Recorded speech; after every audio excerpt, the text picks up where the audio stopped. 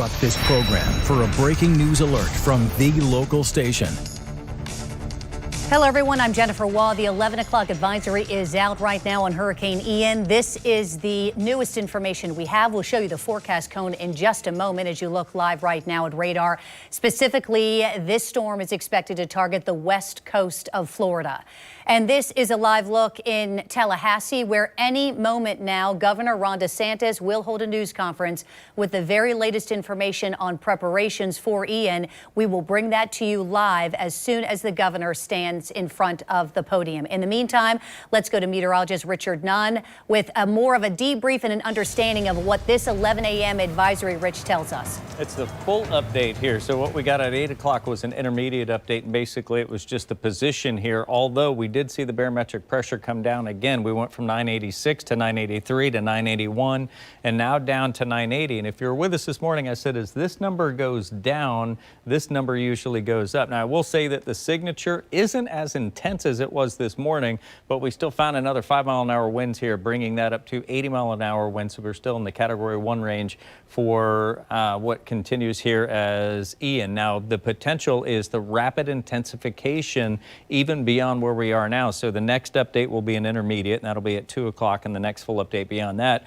will be at 5 o'clock. And it's possible at that time that we're into Category 2, maybe even pushing close to Category 3 range. If not, overnight tonight, and when we're back tomorrow morning, it's likely that we could see that as we make impact here into Cuba. And, you know, when we're talking about Cuba, with the size here, the length, more than 700 miles, like 750-ish miles long, versus that of the Cayman Isles. Grand Cayman Isles only 20 miles, 22, I think, miles long. So when you look at the size of the scope that basically encompasses, the size of the storm, I should say, that encompasses all of Cuba, you can imagine what kind of day they've had here into the Cayman Isles with what has been the intensification of a tropical storm, now a hurricane. It will move away as it continues to strengthen, but going to leave a lot of rainfall, and then that's where we pick up the story. And Jen was talking about the strength here along the west coast of Florida, and let's take you through what could be easily exceeding 8 to 10 inches of rainfall. Some areas maybe even more than a foot into Cuba,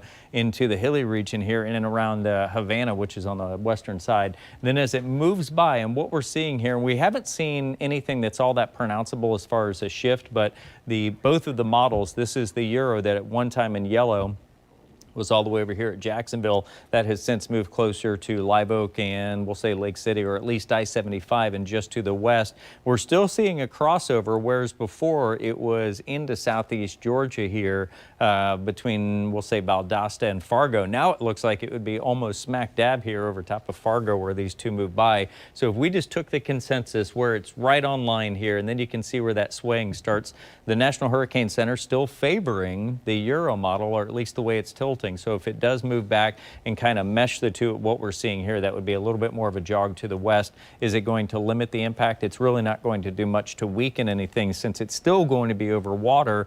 Now we have the potential for what could be a very large surge into Tampa Bay, 6 to 9 feet, not out of the question, and then closer to what would be about 6 to 8, and maybe some as high as 9 as we get near the Big Bend region, and even up through, say, Crystal River and Cedar Key. Could also, even up to the Steinhatchee here, the Steinhatchee, that could pick up that surge. And we've seen that in previous storms that came through along the west coast. We're also seeing this, and this is so when you walk out to this boat ramp here, this whole lower area, there's actually an area lower than this one. You can just see some of it looks like maybe they stacked wood on top so that your feet would be dry to get onto this layer.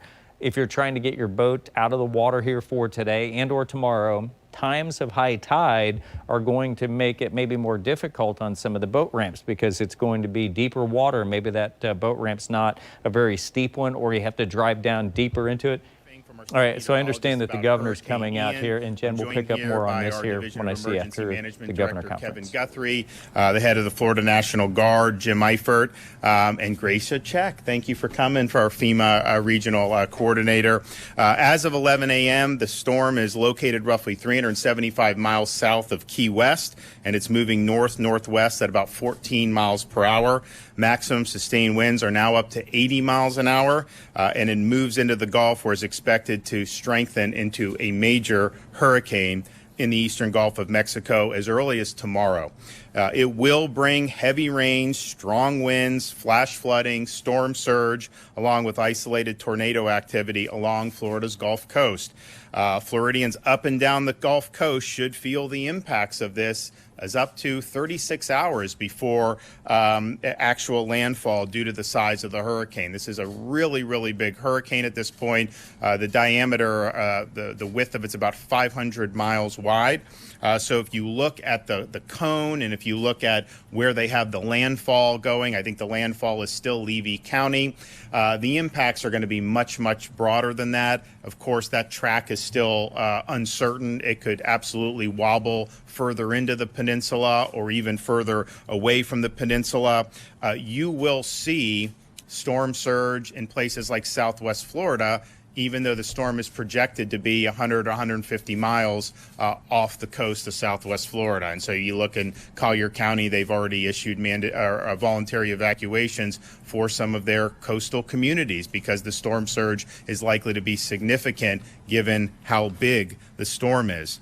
A tropical storm warning has been issued for a portion of the Florida Keys from the 7 Mile Bridge south to Key West. Hurricane and tropical storm watches have been issued from Inglewood south to Naples. We also have storm surge watches in effect from Pinellas County down to the Florida Keys. Those watches are anticipated to become warnings later today. Now, some counties have begun issuing evacuation orders or voluntary evacuations. The important thing for people to know is to know the zone that you're in. You will have counties probably throughout this morning and into this afternoon identifying areas that are vulnerable for evacuation. So you should anticipate that if you're on counties in Florida's Gulf Coast. Of course, as you go further north in Florida, there is a little bit more time before those decisions have to be made. So as we get into the northern Florida and into the Panhandle, those decisions may not be today, but certainly for Southwest and Tampa Bay, be on the lookout for that, because I know we've been conferring with a lot of the local officials that those are going to happen. The way to go is to go to floridadisaster.org/plan prepare. floridadisaster.org/plan prepare. That will be able to allow you to look to see whether you are in an evacuation zone. And so if they do call for an evacuation of, say, Zone A, and you're in Zone A, then you know that, and you can take the appropriate action.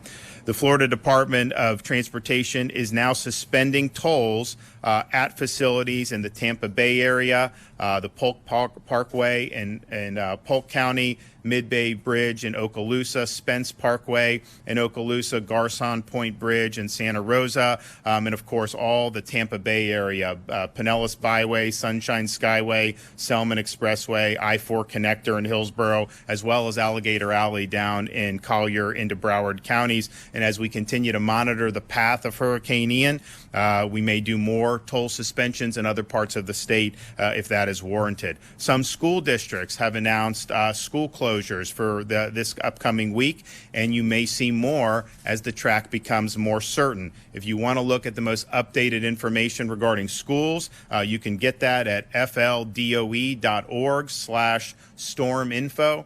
That's fldoe.org/storminfo. The Florida National Guard has activated 5,000 Florida Guardsmen, as well as 2,000 additional Guardsmen from Tennessee, Georgia, and North Carolina that have been activated to help. We've also have 5 urban search and rescue teams that are activated.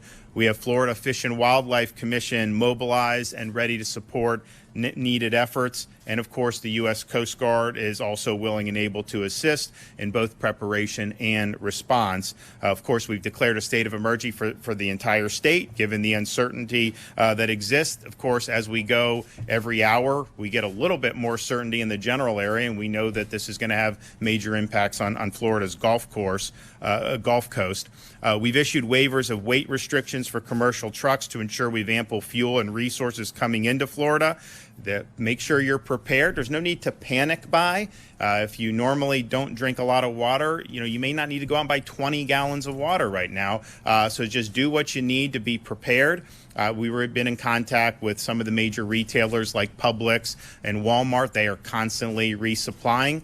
I know Publix did way more than they normally do, and a lot of that is flying off the shelves. But just know there's an effort to be made to make sure that those shelves are restocked as quickly as possible. We've also authorized emergency refills of maintenance prescriptions for 30 days, and we'd anticipate anyone as part of your hurricane preparedness plan, make sure you have the prescriptions that you need. We've also been in contact with the major utilities throughout the state of Florida, particularly those that are servicing the Gulf Coast of Florida, FP&L, Duke Energy, TECO, the municipal electric providers, as well as the rural electrical co-ops. And I can tell you between all of those, I mean, there are tens of thousands of people that are staged and that are going to be ready to go when the storm passes to try to get power restored. But folks should be prepared if you're in this region that there is going to be an interruption of power. So just plan on that. Understand that will happen. Even if the storm, the eye of the storm doesn't hit your region, you're going to have really significant winds. It's going to knock over trees. It's going to cause interruptions. And so that's just the name of the game. So just be prepared for that. And then they have the resources in place where, of course, that's going to be a priority once it's safe to go in there and get as much power back on as quickly as possible. Make sure that you have your plan in place. Finish whatever preparations you have. I mean, this thing is coming this week, and we know that, and we know we're going to have some major impacts throughout the state of Florida. We have at the department here for emergency management received 338 requests for assistance from local counties. 293 of those have already been fulfilled, and others are on the way.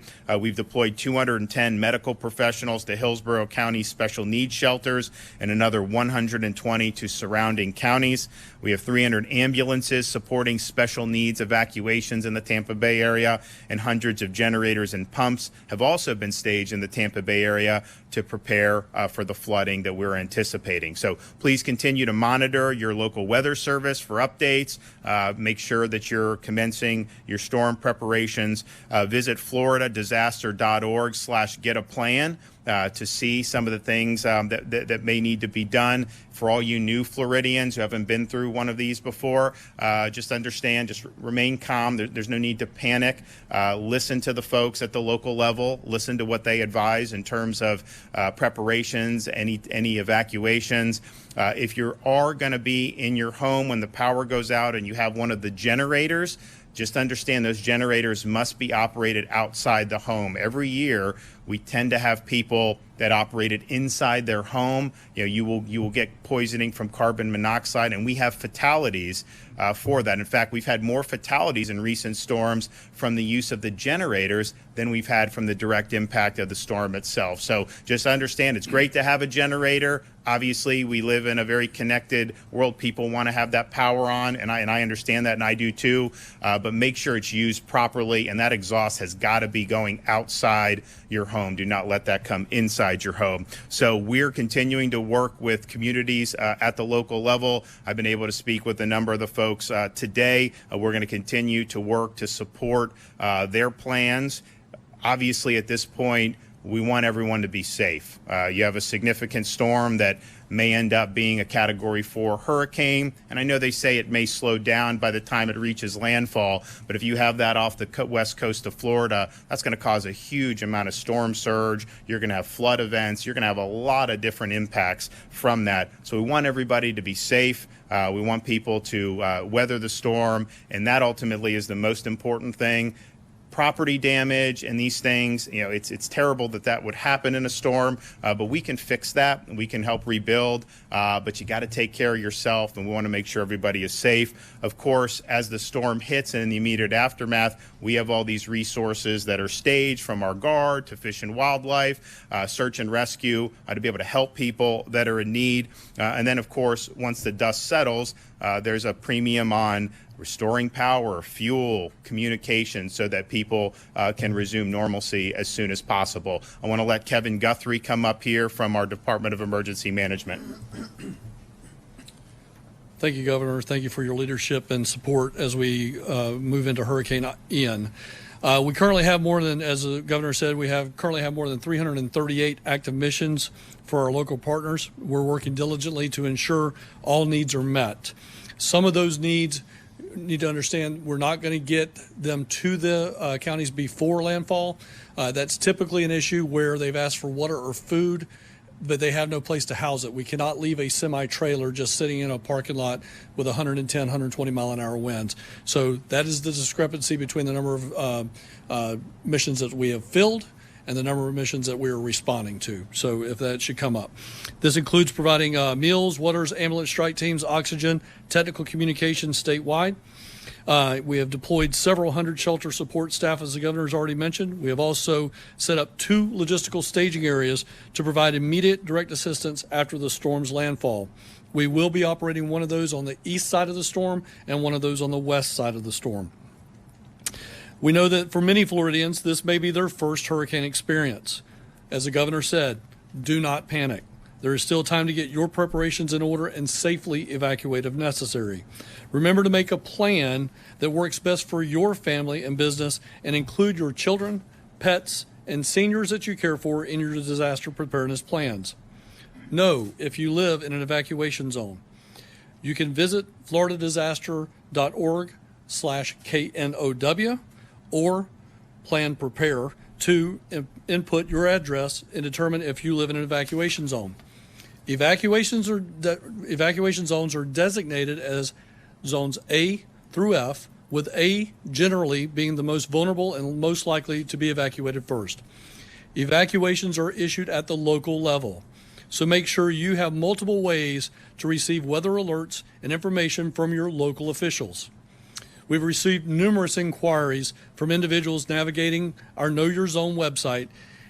If you enter your address and you're not located in one of the color-coded areas, which is red, orange, yellow, green, or purple, then you do not live in an evacuation zone. If you do not live in an evacuation zone, you may be able to shelter in place. This is where we ask you to know your home. Can your home sustain hurricane wind speeds? If you live in a manufactured home, you need to evacuate. If you live in an older home that would not stand those winds, you need to evacuate. If you are power dependent for your livelihood, you need to evacuate. If you are going to use a generator, as the governor mentioned, please do not operate it indoors. Do not operate it in your garage. And make sure that you have plenty of distance from any open windows where you may be running cords through that window. For more updates in your area, remember to follow your local county emergency management agency and other public safety offices on social media. And you can always follow us on Facebook or on Twitter at FLCERT. Thank you, Governor. Okay. Jim? Sir. Good morning. The Florida National Guard is fully engaged with every resource we have available to bring to bear on the problem. We have also been in constant contact with our neighboring states, primarily Georgia, Tennessee, Kentucky,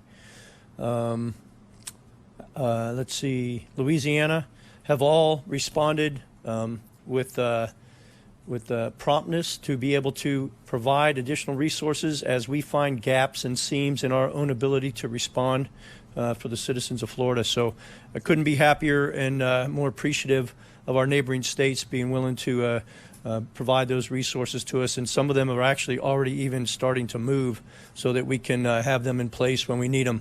We're also assessing constantly the location and path of the storm and repositioning and pre-positioning our resources and our people to be able to most immediately and effectively respond once the landfall has passed. So we're here, we're ready, we're excited about the opportunity to continue to serve our citizens in Florida. Thank you.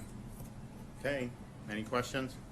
Yeah, Governor, considering the fragility of the insurance market, do you have concerns about how insurers are going to fare here, and what can the state do about it? Well, obviously, I mean, we just did a special session. We put $2 billion into a fund to provide a backstop. It kept a lot of them from going out of business, and this is a problem that we're going to continue to tackle. Clearly, there's other things legislatively I would like to see done. I think we will get that done soon, but this is something that we will respond to. First of all, we're a strong state. We've got a huge amount of financial wherewithal right now, so we'll be able to get through it. But if you're asking would I rather not have had a storm hit us, the answer is yes.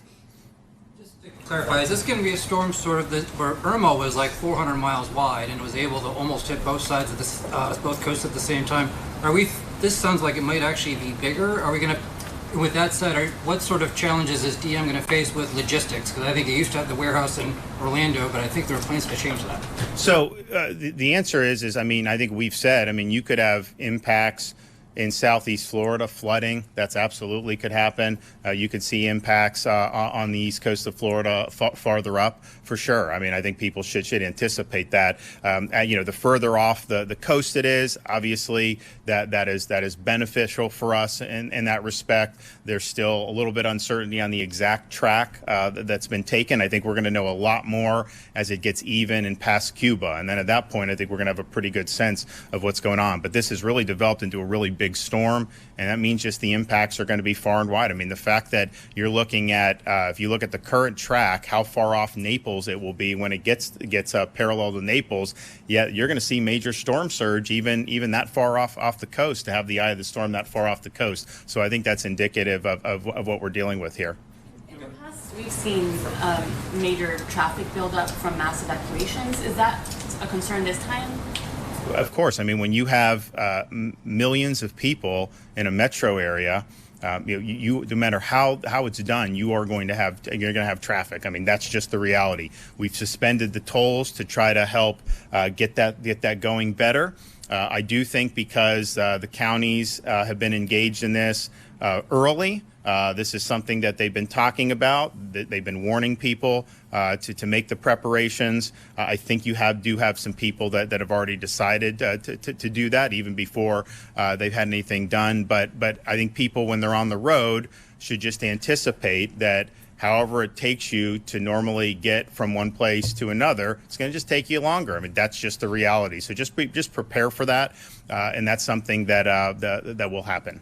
How are we feeling about the fuel situation in the state? Because I know there are some parts of Tampa that are concerned that gas stations are already running out. So they're constantly resupplying the fuel, and there have been some, but I think, Kevin, by and large, it's getting resupplied in good order. There's no need to panic buy fuel. Obviously, you need fuel. Fill up your tank. Some people have some extra, that's fine. But we are continuing to bring it in. Now, when the storm's coming, close, hitting, there's going to be some interruption to that. So people should be prepared for that. We do have contracts with folks that can bring some fuel in if necessary, and we'll have to see whether that is the case. We've not had to do that, I don't think, in the past, but we do have the capability to do that if the storm hits. You have a need for fuel, normal supply isn't getting there, we could tap some of these contracts that we have here. So people should just be prepared for, there will likely be some interruption of fuel at some point, and the goal is to minimize that and keep that as small as possible. How are the ports going to operate? I know a lot of our fuel comes in from the ports, so how are the ports preparing for this? Well, I think Kevin could talk, but obviously, that's going to be an issue. So, Rick, we're on the ports. We know we're going to not lose, but we're going to have to shut down Port of Tampa based on this scenario. At this point in time, the East Coast ports should remain open. There may be, to your point in a previous question, this is about a 500-mile wide storm. It's going to have some impacts on the other side. However, if we have that, Admiral Brendan McPherson will be here tomorrow from the United States Coast Guard. He is already preparing to expedite the opening of those ports and get them back open so we can get that in there. But right now, all ports are open, and we're still taking fuel into the state so that we can get ourselves topped off. We still have Bay Bridge to bring stuff in. Yes, Bay Bridge is still open. General, have you requested permission to mobilize unvaccinated guardsmen? And could you talk about the impact of having nearly 10% of your force sidelined because of the military vaccine mandate for your planning and readiness? The vaccine mandate does not impact our ability to bring people in on state active duty. So regardless of what DOD may end up doing with those people, which is still undetermined, we will be activating all of those people in support of the citizens of Florida. Governor, perhaps Director Guthrie, because the track seems like it'll be spitting out for several 48 hours, like off the coast of Florida, are onto us. Should people who are evacuating be prepared to stay for quite a much longer period of time than they might have been used to from previous storms and not return before it's necessary? So, I'm going to give kudos to Monroe County after Hurricane Irma. A lot of that stuff is driven at the local level, and with state supporting is trying to get that open back up. But I was just down in the Keys a couple of weeks ago for the anniversary of Hurricane Irma, and if you recall, the Keys were open in like 10 to 14 days for tourism and whatnot. We need to look at them, or we need to use them as a best case example and start looking at lessons learned for all communities across the state of Florida to get those roads open. And let's get people back in here and let us get them back to work. Let's get them back to tourism, which is what we need to do. I don't believe we're going to run into a situation where we just cannot get certain things back up and running. That is going to be our number one priority. We're going to get power, fuel, communications back up and running so that we can get those roads open and get ourselves back to normal. Because we're not going to necessarily be remembered for how we respond. In the next 72 to 96 hours, we're going to be remembered for how we recover. And this team in here is going to get that done. One thing, too, though, is that if you look at something like Tampa Bay, very vulnerable area, you could see significant flooding. So the initial, response once the storm hits, assuming that you have bridges that are out of commission and other difficulties in even accessing the peninsula, Kevin has Chinook helicopters, and they will be bringing in supplies via helo and dropping those off at probably the St. Pete Clearwater Airport, I would imagine, and doing that.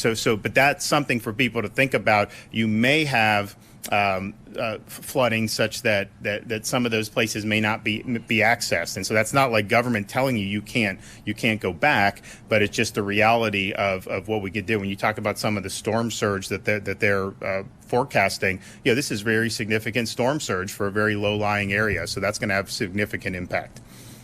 All right. Well, we're going to do. I'm going to do another briefing later this afternoon, likely down in Tampa Bay, and we may be back here later tonight if there's any major developments on the track. Thanks. You've just been listening to the governor and other officials updating our viewers about what is happening exactly with Hurricane Ian. Of course, the latest update just being released at 11 o'clock this morning. Now, coming up on News4JAX at noon, NOAA and FEMA are holding a news conference at the National Hurricane Center in Miami. They will discuss the latest forecasts and expected impacts for Ian and how FEMA is already responding. We will also stream this live on News4JAX.com and News4JAX Plus for those of you who are away from your TV. And a reminder, now is the time, folks, to read our hurricane survival guide.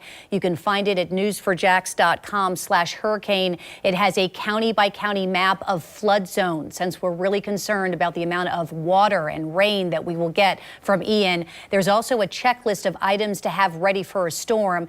We will see you back here on the news at noon with that information and also sandbags that will be given out in Clay County. So stay with us, everyone. We'll be back in about 30 minutes. Stay with the local station on TV, on the go, and online at news4jax.com for new developments on this breaking news alert.